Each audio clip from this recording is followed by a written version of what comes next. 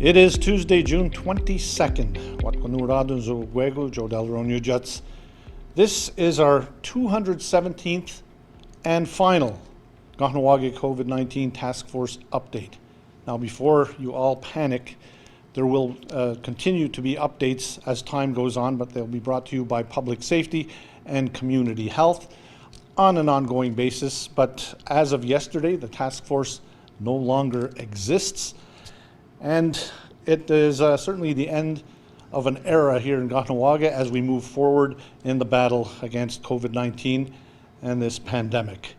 On today's program, we'll have a few people from the task force speaking, and we'd like to start things off with, from the Mohawk Council of Kahnawake, the alternate representative, Ratsénhaienhs, Clinton Phillips.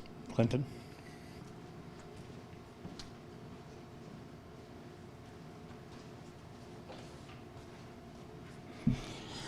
Good evening, Kahnawake Hirono, and welcome to, as Joe said, the last version of what has become a norm in just about everybody's life in Kahnawake. At the end of this show, if somebody says that's a wrap, was it ever a wrap? Who would have ever have thought that all our lives would have been drastically changed for 15 months or so? I certainly never thought this would ever have happened in my lifetime, and I hope it never happens again. There's a great deal of people we need to thank. I think everyone who had any part in the task force needs to be thanked. Our sincere gratitude to everyone, no matter how large or how small a role you had to play within the task force. I don't want to start mentioning names because I don't want to forget somebody, and I just want to leave it at that we have a lot of key people who created the task force, who were made up of the task force rather, and all those people need to be celebrated and thanked. I think most of all, we need to be who I'm looking at right now in these cameras, and I'm looking at everyone sitting in their living room or listening to the radio on K103, and say, you people at home played a large part in where we are today. All you have to do is look at our neighbors. The numbers were enormous in Chateauguay, Mercier, Saint-Remy. Look across the river, Lachine, Villasal was hit extremely hard. A lot of death numbers, high tolls in death, people very, very sick, hospitalized. We didn't see that in Kahnawake. Why?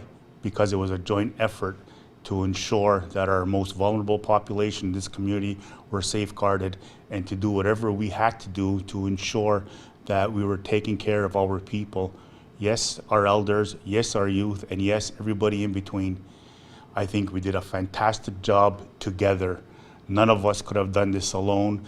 None of us, we wouldn't be where we are today without everybody's help. I know there's, in the past, there's people who believe we went too far, and that's fine. That's your opinion. That's fine. I'm not going to argue or try to sway you one way or the other. That's your opinion, and you're entitled to your opinion, just like I'm entitled to my opinion to say that the people that we had in place to safeguard our community and our people were the very best people possible to have on our side. And I give thanks every single day that we had these people. To me, you heard me on this show, the stars, the moon, everything was aligned when COVID hit the world, and we were ready. Our objective, I think, from day one was to ensure that our hospitalizations were down to a minimal. They were. I believe our statistics are we had 2 that had to be hospitalized. And the main number, I don't think we could have even prayed for 0 numbers of casualties in terms of death. We had 0. Our sister communities, our sister Mohawk communities may not have been as lucky and as fortunate as we have been. They've had death, they've had a lot of high numbers. We didn't, and we're not out of the woods yet. COVID is still around. It's not completely gone from the world. It's still here, and we still have to have some precautions in place. And I don't think anybody can tell you for how much longer down the road that'll be. All we can do is, think very positively and say it's not that much longer. But today, right now, I think it's about me, on behalf of the Mohawk Council of Kahnawake, looking at everybody in Kahnawake, no matter where you are, no matter how big or how small, or even if you didn't play a part in anything, we need to thank you. We need to thank everybody. And I do that right now. And I'll end my little talk with you tonight in that way, just giving everybody thanks and saying from the bottom of my heart, I'm truly grateful for every single one of yous. Yous matter, and we care. Kahnawà.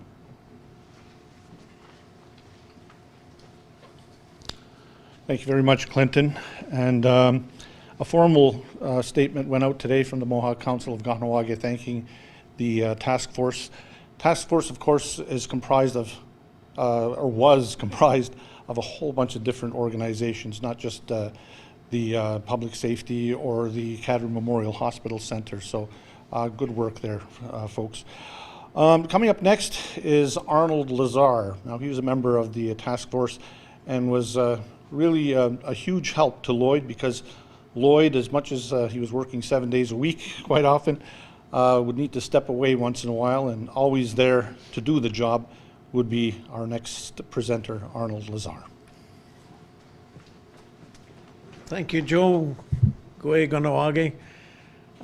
Just one thought that comes to mind was one of the first times Lloyd stepped out for family emergency. We had to discuss the possibility of, do we extend the state of emergency one more month? We were looking at the first or second extension, and of course, a difficult decision had to be made, and in consultation with Frank McCumber and others, we said, well, let's go one more month and we'll see what happened. Little did we know that it would be 15 extensions later, or whatever the number. It's been my honor. I won't say it's been a pleasure, but it's been my honor to be able to serve the community. And in using the analogies of our bus drivers, looks like we're approaching our destination. And despite people wanting us to go faster, and despite people wanting us to go slower, we're arriving there. I think, as Clinton mentioned, we wouldn't be in this situation if we didn't have the support of the community. And it's easy to get good things done when you have a community that's as strong as ours. Having said that, the virus is still here, and it's going to be here for a little while longer. But Kahnawake Ronu, keep up the good fight. You've done well, and I have no reason to believe that we're not going to beat this one day. So, having closed this part of it, take care of everybody and be safe. Kahnawà.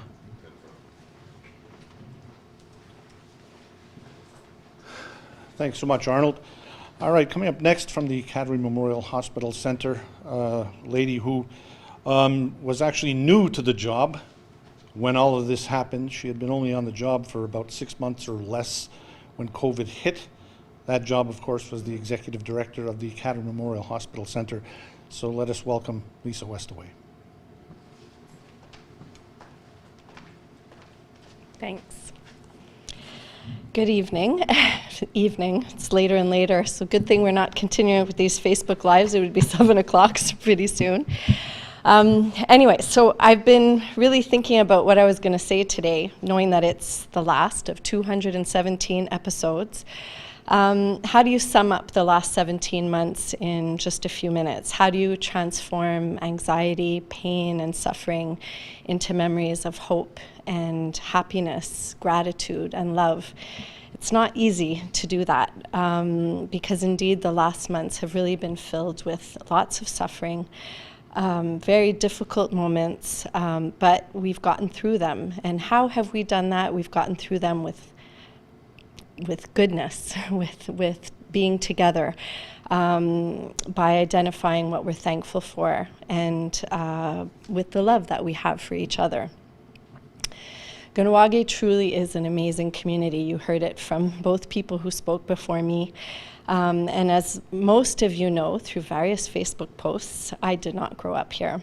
I've been living here for 17 years with my family, but I hadn't had the opportunity until now to really witness and live the coming together of the community.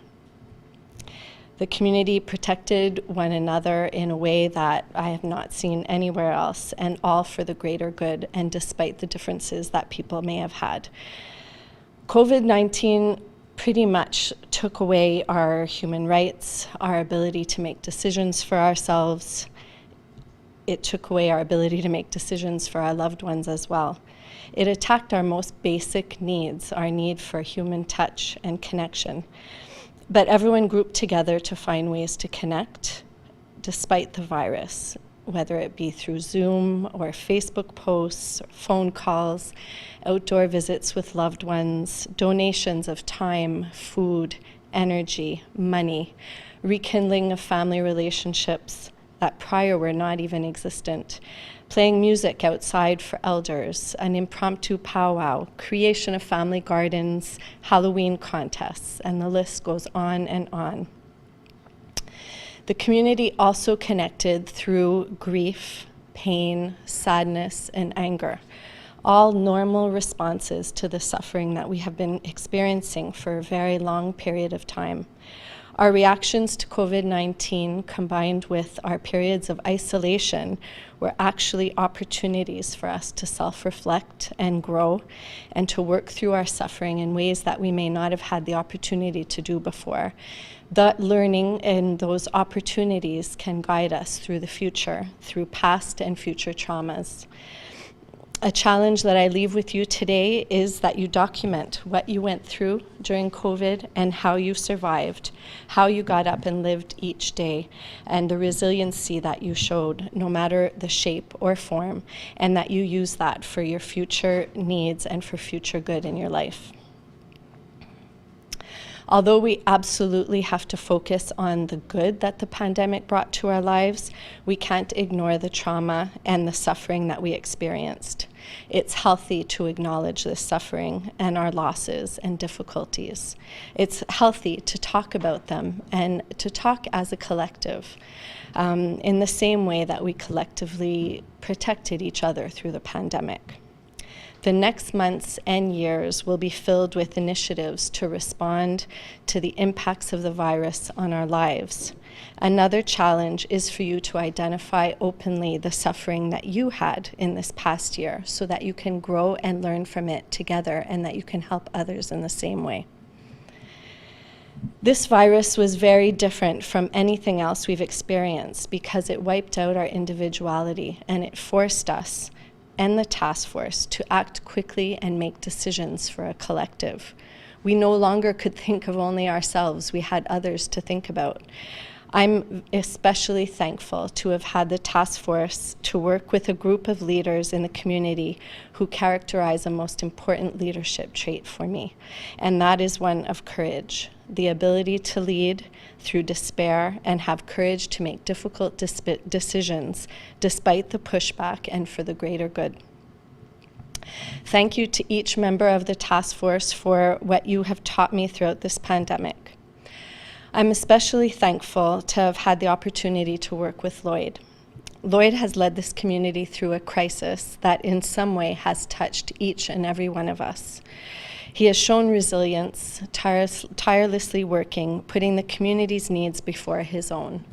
Through his leadership, he has shown himself to be a skilled communicator, an intelligent planner, a team builder, a wise politician, and most of all, a fearless leader.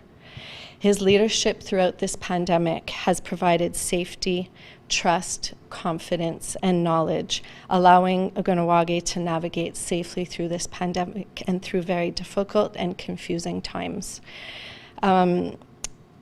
His leadership has led to well-being in the community.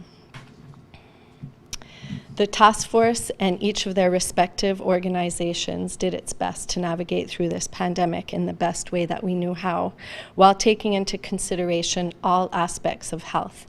I think it's important to mention a few of the innovations that Kahnawake had over the course of the past 15 months. With respect to economic stability, financial support was created for those who were unable to work. Pandemic sick days were developed for employees of essential service workers and organizations so that employees can stay home when they were sick. A team of inspectors was trained regarding COVID-19 safety measures in order to guide businesses on their reopening plan and to do that in a safe way. Physical environment was attended to through environmental adaptations in key areas, allowing Kahnawake to continue to work and go to school and play. And to protect the community when our community boundaries were also protected in order to ensure that the virus didn't move. A comprehensive plan was established for schools, which translated to safe schooling for our children with minimal cases within our 5 community schools. Food security was attended to through delivery of hot meals and food baskets to those in need.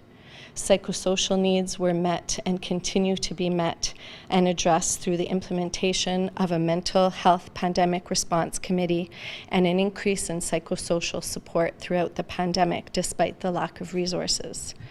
Physical health needs were at the forefront of the pandemic. Through the creation of a local public health team, the implementation of our own testing site, the creation of a vaccination site, this all allowed our community to respond to our own individual needs and not in comparison to the rest of Quebec. Longhouse and Council came together to promote a common objective and vision. Knowledge and education were transferred to the whole community through our amazing local media, the Eastern Door, Uriwase, K103, Paul's Cable, and a special mention to our communication team who were truly stellar in their response. Well, they had to be dealing with Lloyd and I.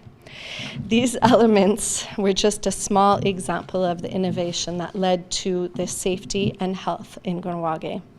This was truly empowering and a testament of our strength as a community. And thank you to swift, concerted community action. As was mentioned by the 2 previous speakers, you all made the difference, and your trust in the task force truly was inspiring. On a personal note, I want to thank you all for your trust in me over the past months, someone you didn't know at all before COVID began. I want to thank KMHC and all of the employees for their trust also in my leadership, not really having had the chance to get to know their new ED before the pandemic began.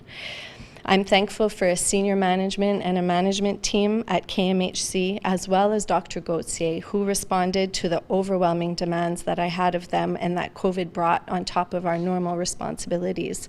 The same can be said for all of the other community organizations who responded swiftly and with action in order to protect our most vulnerable. The support and hard work allowed me to be present and involved in the task force as much as I needed to be.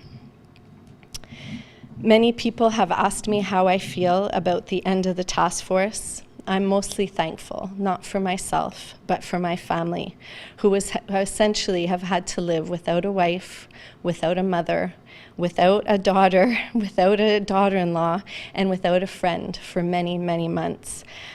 Their support has contributed as much to the success in our community and of the task force as anybody else's.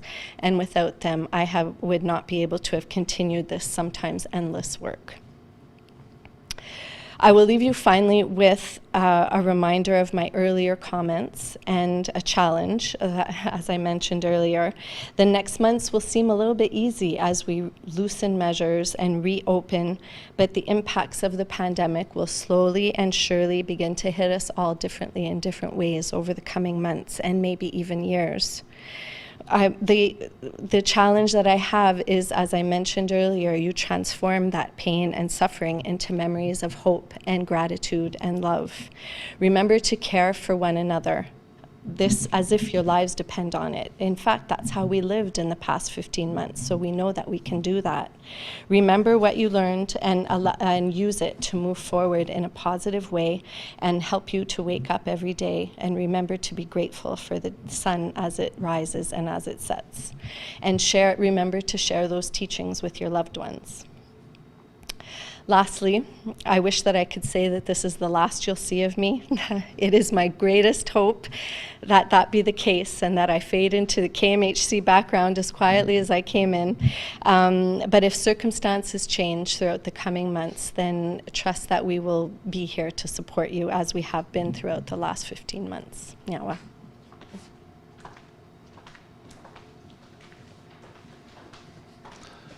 Thank you so much for that very heartfelt speech, Lisa. I like the fact that she said we should all take time to jot down some of our thoughts and memories. And one thing that I wanted to bring up was, I guess it was probably in about June or July of last year, when all our hair was all about this long. Nobody could get a haircut. Oh man, we should show some of the footage from then. Had to be pretty ugly. All right, coming up next is the chair of the Kahnawake COVID-19 Task Force, Mr. Lloyd Phillips.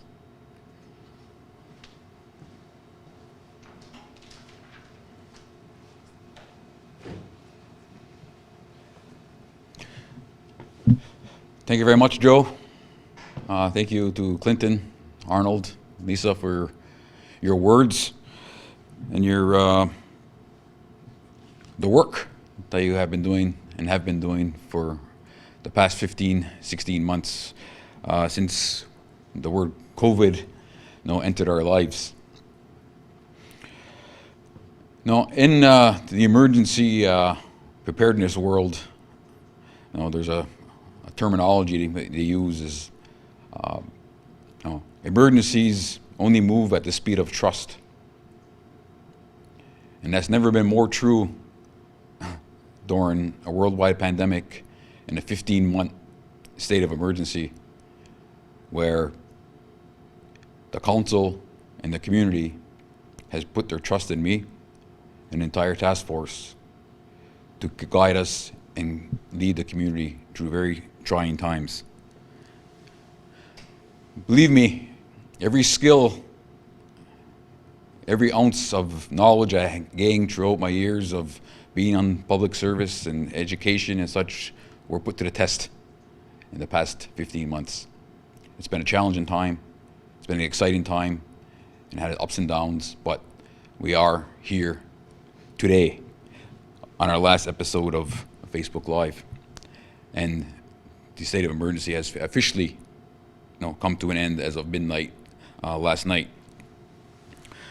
Before I get into more kind of reflection, I just want to give an actual quick update on what it really means in terms of recovery phase of the pandemic. This was a part of the law that has been modified throughout the state of emergency that allows for the carrying on of various directives that were passed during the state of emergency, carry over into the recovery phase, with the still under the emergency preparedness law.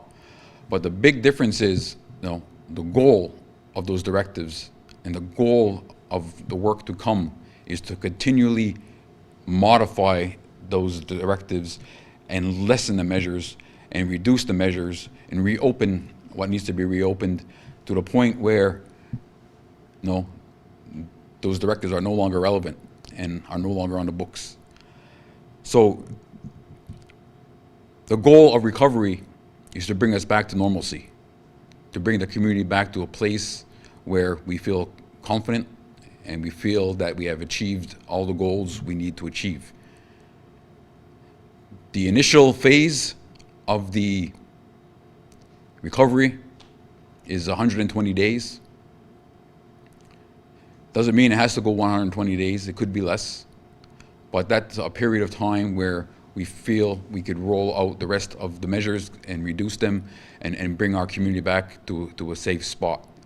I'm hopeful that before that 120 days is up, that I will be able to report back to the community and report back to the council that we can officially declare a state of normalcy, and then truly, that would indicate the end of the pandemic response in the community.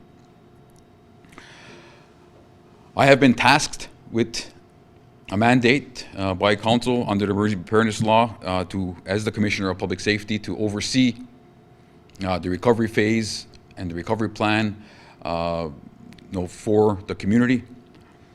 I've extended this mandate to the Public Safety Commission, as well as the Kahnawà Memorial Hospital Center's public health team, to continue guide the community, advise the commission, and making sure that we're doing the ongoing monitoring of what is happening, not only in the community, but what's happening around the world.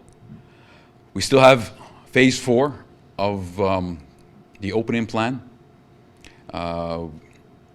We still have to look at more reductions in measures that are in place.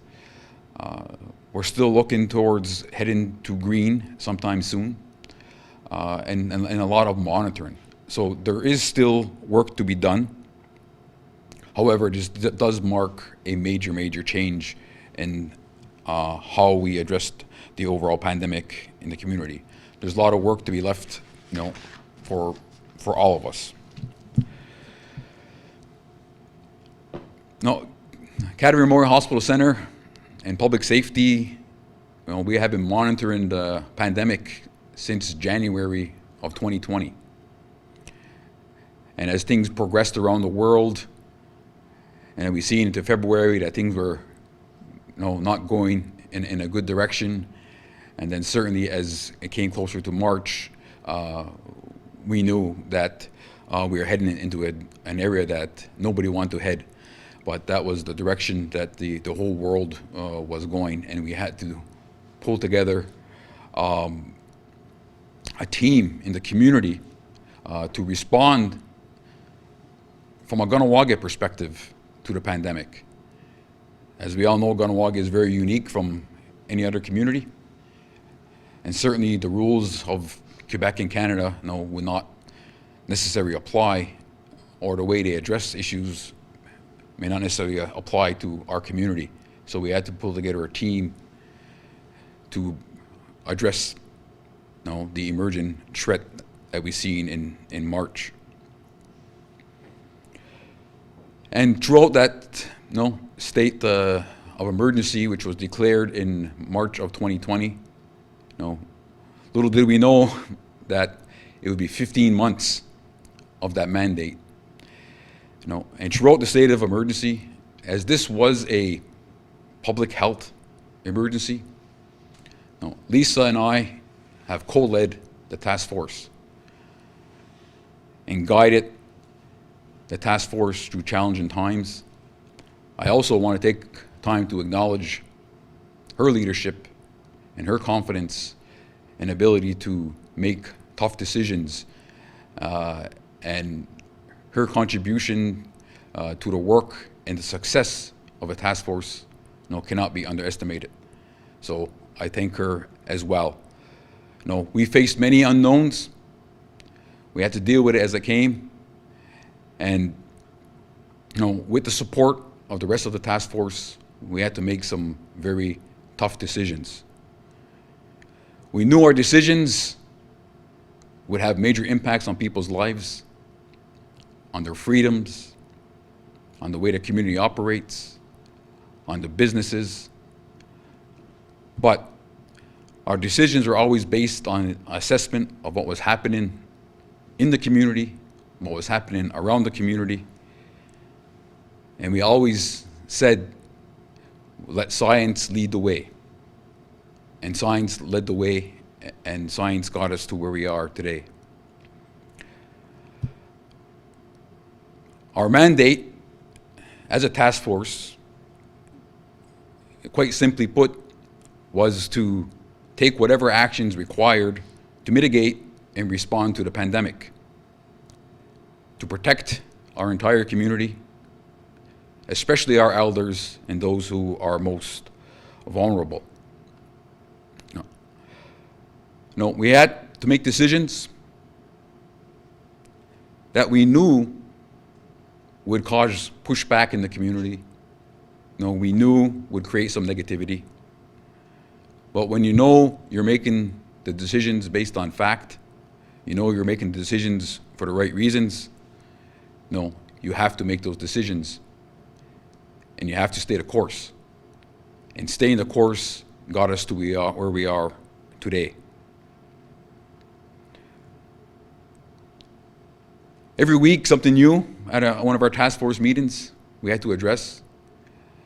And during a state of emergency and dealing with a global pandemic, you don't have time to consult. You have to make concise decisions based upon information that's in front of you. And it was challenging, because sometimes information, either to be scientific or otherwise, was changing literally at times hour to hour, if not day to day. And so we were trying our best to keep on top of what was happening. But throughout it all, we did our darndest to be transparent with the community, be open and honest with the community. 217 shows of Facebook Live, is one testament to that. Hundreds of appearances on K103. We never refused an interview from local media. So we did everything we can, created websites, to get the information out there, for the community, so that at the very least you are aware of what is being decided. Yeah, actually, Kahnawà 911 was in development, prior to the pandemic. It was a project we were working on with public safety to address community for all types of emergencies, but we kind of got fast-tracked, and it ended up being what it is today.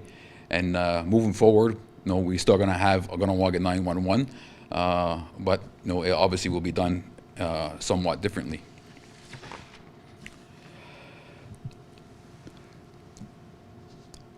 Also, I just want to take a second to talk about, again, our overall community. We know Kahnawà is a very political community, and I've done my darndest to keep the politics, out of the task force. To have a team that would move together in a non-political manner, and in Kahnawà, that's very difficult at times. But I can confidently say that we never made a decision with any political motive whatsoever involved in those decisions. It was strictly based upon the facts and the science. The only thing I'll mention about politics is the fact that we did operate and still continue to operate throughout the recovery phase under the Kahnawà Emergency Preparedness Law. And this law was recognized as the authority, not only in Kahnawà, but with provincial and federal governments as well. Early on in the pandemic, I made it clear that the Kahnawà COVID-19 task force was going to make the decisions on and for our community, and that was respected from the beginning. It's been a long road, believe me. Long hours of work, by obviously myself, Lisa, and task force members, and early on with Dr. Jones and Dr. Gauthier. Remember, we times exchanging emails and text messages at 2 o'clock in the morning, so just that we could be prepared to have a response for the community or have a decision made the next day, because information was coming so fast. So again, I want to acknowledge them as well, because they helped guide and lead us to success here as well. I want to, as it was mentioned before, to start naming names. Sometimes it's a slippery slope, because you may forget somebody, and I certainly don't want to put anybody out unintentionally, but certainly all the task force members have contributed in various ways, to the direction and what got us here today. But I also want to acknowledge, the many people behind the scenes. As Lisa mentioned, we have our communications team, but a lot of, the public health staff over at KMHC, again, who helped quietly guide the ship not looking for recognition. The staff at public safety, who were all new to the job as well. And even the ones who weren't new to the job were new to this whole new reality and stepped up to the plate, went above and far beyond what their job descriptions say they have to do, and never arguing, just being here every day, doing what they got to do. And so again, I have to acknowledge that as well. Even with the inspectors having taken on a role that was unheard of a year and a half ago, have done a tremendous job in helping keep our community safe. But as well, I have to acknowledge, my family, help keep me grounded, help keep me sane, throughout this whole, pandemic. Knowing that, there is long hours of work, and even when you're home, you're not really home half the time because you're either preoccupied with thinking of what you have to do next, or answering emails or text messages, and monitoring the overall situation. So, without the support of my wife and my children and my family, this job would have been certainly unmanageable. So obviously that is a big part of my personal success, is knowing I have that support back home. Now that we're in the recovery phase, and things are opening up around us, more and more restrictions are being lifted in the community, in Quebec, in Canada, even in the US. Travel will probably soon begin. The Ontario border is no longer closed. So people are going and gradually getting back to what I guess is a little more close to the normal. So, it is now in your hands to keep safe, and it's up to you to decide, what is your level of risk that you are, prepared to accept. As Arnold mentioned, some people think things are moving too quickly. Some people think things are moving too slowly. If you personally don't feel comfortable in a gathering, a small gathering, or going out to a restaurant or whatever, that's your personal choice, and that's to be respected. Others want to be more freedom and more normal. Again, that's fine. We're trying to move at a pace that we're able to monitor, and again, allowing people to make their own personal choices. Well, maybe on a final note, our primary goal from day one was to have 0 deaths due to the virus. And as we end the state of emergency, I could proudly say, mission accomplished. Thank you, everybody. Ohiarí.